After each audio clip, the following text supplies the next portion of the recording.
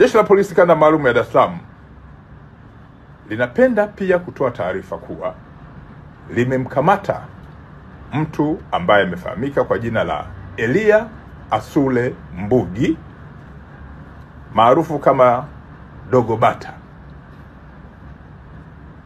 Huyu ni Mnyakyusa mwenye umri wa miaka 25, alikuwa ni mkazi wa Segerea na alikuwa akiendesha gari namba T 580 EAE aina ya Tata daladala, ambaye alitoroka mara tu baada ya kusababisha ajali iliyosababisha kifo cha Superintendent wa polisi Awadhi Chiko, ambaye alikuwa ni mkuu wa polisi wa wilaya ya kipolisi ya Chanika Ilala jijini Dar es Salaam.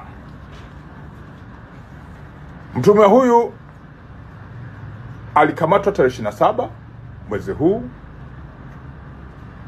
wa Machi mwaka 2025 baada ya kuwa ametorokea eneo la Mbalizi mkoani Mbeya.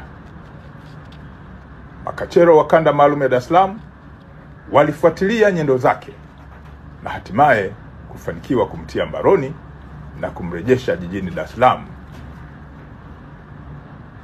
na jeshi litafanya kazi ya haraka kuhakikisha kwamba anafikishwa mahakamani haraka iwezekanavyo. Jeshi la Polisi Kanda Maalum ya Dar es Salaam, kufuatia sikukuu ya Idi, inawatakia kila laheri watu wote wa Dar es Salaam. Ninatoa wito kwa wananchi kusherehekea sikukuu hii kwa amani na utulivu.